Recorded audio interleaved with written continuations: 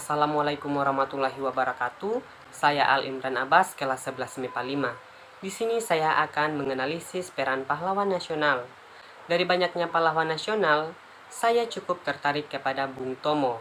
Sutomo atau Bung Tomo lahir di Kampung Blauran, Surabaya, Jawa Timur pada 3 Oktober 1920. Sang ayah bernama Kartawan Djipto Wijojo pernah bekerja sebagai polisi di Kota Praja dan pegawai di perusahaan ekspor-impor Belanda. Sedangkan ibunya berdarah campuran Jawa Tengah, Sunda, dan Madura. Bung Tomo adalah salah satu sosok yang terus terukir dalam kisah sejarah tanah air. Saat Indonesia masih masa penjajahan, ia berani melakukan apapun untuk membela bangsa.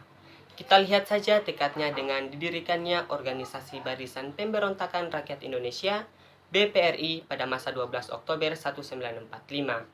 Bung Tomo sendiri yang menjadi ketua umum dalam organisasi tersebut untuk mengatur strategi. BPRI adalah organisasi yang dibentuk untuk mengusir penjajah dari Indonesia. Organisasi ini semata-mata Bung Tomo buat untuk jihad fisabilillah. Ia ingin BPRI dapat menegakkan kemerdekaan Indonesia serta mengangkat harkat masyarakat yang selama ini dibawa derita penjajahan. Melalui BPRI, Bung Tomo mengajak rakyat untuk bersatu dan memperkokoh semangat untuk melakukan pemberontakan. Melihat kiprah Bung Tomo bersama BPRI yang sangat fundamental dalam memperjuangkan Indonesia, banyak masyarakat yang menggabungkan diri, mulai dari masyarakat biasa, ulama, tokoh nasional, dan anggota organisasi lain seperti APIK. Dalam masa revolusi fisik 1945 sampai 1949, melalui BPRI, Bung Tomo ingin melakukan jihad yang bersifat politis dan menyentuh aspek fundamental dalam ketahanan negara Indonesia. Bung Tomo juga membentuk Barisan Berani Mati.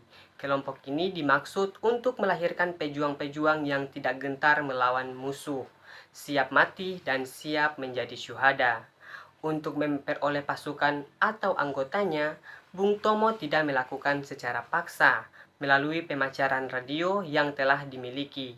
Bung Tomo memanggil siapa saja untuk tergabung dalam kelompok ini secara ikhlas. Singkat cerita, pada masa pemerintahan Orde Baru, Bung Tomo banyak mengkritik kebijakan Soeharto yang dianggapnya mulai melenceng. Akibatnya, tanggal 11 April 1978, ia ditangkap dan dipenjara oleh pemerintah Soeharto. Padahal jasanya begitu besar dalam perjuangan mempertahankan kemerdekaan. 1 tahun setelah ditahan, Bung Tomo kemudian dibebaskan dan tidak banyak aktif dalam kehidupan politik. Bung Tomo dikenal sebagai Muslim yang taat beribadah. Beliau pun wafat ketika menunaikan ibadah haji di Padang Arafah. Nah, hal-hal yang perlu kita teladani dari Bung Tomo adalah sikap tegas, pantang menyerah, pemberani, disiplin, sangat nasionalis, tekun, dan rajin beribadah. Sekian dari saya. Wabillahi taufiq wal hidayah. Wassalamualaikum warahmatullahi wabarakatuh.